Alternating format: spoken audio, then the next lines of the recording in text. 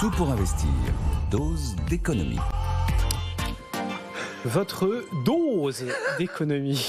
Nicolas Dose est avec nous. Bonjour Nico. Bonjour. Ouais, non, c'est pas drôle. En plus, cette espèce de feuilleton là. Ah ça y est, c'est Donc fini. voilà, C'est- accord sur la vente d'Opella, Voilà. la filiale de Sanofi qui donc produit le Doliprane, qui nous a mis bien mal à la tête ces dernières semaines. Alors, comment va se terminer l'histoire ? Eh ben, exactement comme prévu en fait. C'est bien le fonds Clayton Dubilier and Rice qui va prendre 50% du capital d'Opella, donc la filiale de médicaments sans ordonnance grand public de Sanofi, le fameux Doliprane. L'État sera bien présent au capital, parce que BPI est dans l'histoire depuis le début. Avoir BPI à l'arrivée, c'était tout à fait prévu. Ça nous est présenté comme la bouée de secours, mais enfin en tout cas c'était prévu, et donc BPI sera entre 1 et 2% du capital, aura un siège au conseil d'administration. Normalement, il ne doit rien se passer sur les deux usines emblématiques de Lisieux et de Compiègne. Ce sont des usines qui assemblent une molécule qui est produite et importée de Chine, qui s'appelle le paracétamol.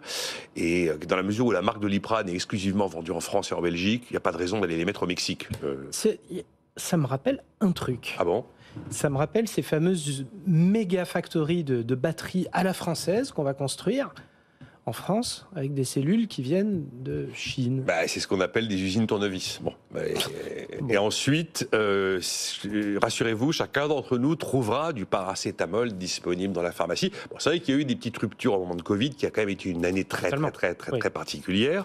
Et puis donc même après, hein, enfin, ça, oui. ça Alors, a en été tout cas, profondément... maintenant il y a du paracétamol. C'est une molécule qui a été découverte au 19e siècle. Pratiquement tous les labos vendent des produits équivalents à Doliprane. Et d'ailleurs, c'est de bonne guerre. UPSA a profité de la fièvre autour du Doliprane pour rappeler qu'ils avaient un produit qui s'appelle Efferalgan. Voilà. Donc voilà, maintenant c'est bon, c'est fini. Bon. Si je vous suis, alors, si on veut faire du Shakespeare, c'est beaucoup de bruit pour rien. J'étais sûr quand j'avais vu ça, mais il y a déjà plusieurs semaines que le dossier a été lancé. Personne n'a vu passer le truc. Je me suis dit, il va y avoir un psychodrame parce que c'est une marque archi connue. On aurait parlé d'une molécule très essentielle pour des maladies particulières, mais totalement inconnue. Personne ne se serait ému. On n'aurait pas eu cet incroyable débat et psychodrame national. Bon, la marque est hyper célèbre, donc on se dit, il faut absolument qu'elle reste française. Enfin, la nationalité d'une molécule, quand on parle en plus des États-Unis, on ne parle pas d'un fonds chinois, vous voyez, la nationalité d'une molécule ne rend pas cette molécule indisponible sur le sol français. Il y a une petite pilule bleue hyper célèbre que tout le monde connaît, qui est 100% américaine. Et il y a une future star absolue contre l'obésité qui s'appelle Wegovy, qui est fabriqué par Novo Nordisk, où Wegovy sera 100% danois. Et pourtant, Wegovy sera disponible dans les officines. Ce fonds américain dont on parle a vu le jour en 1978. C'est pas du tout un fonds qui a la réputation d'être un odieux financier cost-killer. Il est en France. Dubilier and Rice. Clayton Dubilier and Rice. Ils sont présents en France depuis 20 ans. Par exemple, ils sont restés près de 10 ans au capital du fabricant de matériel électrique Rexel, jusqu'à l'entrée en bourse de Rexel qui les avaient mis en bourse. En 2013. En 2016, ils rachètent But, et ils vont fusionner But avec Conforama en 2020, si donc Conforama allait au tapis, donc leur action n'a pas été dramatiquement négative, bien au contraire. Alors, quelquefois, effectivement, la vie du business n'est pas rose. Ils ont pris le contrôle en 2021 d'un distributeur britannique qui s'appelle Morrisons, qui était au bord du gouffre. Effectivement, ils ont relancé Morrisons, mais il y a eu 9000 suppressions d'emplois. Maintenant, si on avait des fonds de pension pour financer les retraites en France, on aurait du capital français qui pourrait, dans ce type de dossier, aller gentiment s'investir, et on ne serait pas en train de chercher des capitaux à l'autre bout du monde. En plus, si j'ai bonne mémoire, PAI Partners, ils voulaient s'allier aussi à un fonds américain. Alors PAI Partners, il était question qu'il s'allie à un fonds singapourien.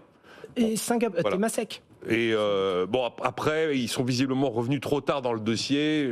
Je ne sais pas quelles sont les raisons qui ont fait que malgré une surenchère, Sanofi en est resté sur l'offre initiale. Je ne connais pas toute la face cachée de ce type de dossier business. Il est complètement logique que Sanofi cède sa filiale de médicaments sans ordonnance grand public. Tous les grands labos, à l'exception de Bayer, l'ont fait. Ça permet de dégager, là ils vont dégager 7 à 8 milliards pour faire de la recherche sur des trucs de demain, pas sur une molécule du 19e siècle.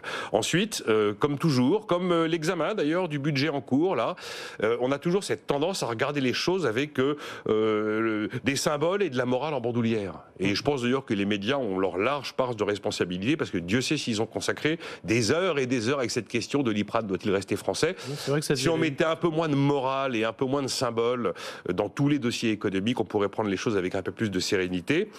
Maintenant, là où il y a un sujet de souveraineté, c'est sur les principes actifs des molécules, quand on a compris, après Covid, que effectivement, tout avait changé en une quinzaine d'années et qu'on avait aujourd'hui 80% des principes actifs qui venaient d'Inde et de Chine. Et là, on s'est dit, on est peut-être allé un peu loin. Donc ça, c'est absolument vrai. Du coup, il y a des projets de réouverture de fabrication de paracétamol sur le sol français, mais ce serait en Europe, ce serait pareil.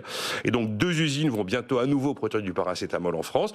Ça n'a rien à voir avec Opella, rien à voir avec Sanofi, rien à voir avec Doliprane, ce que je vous dis là.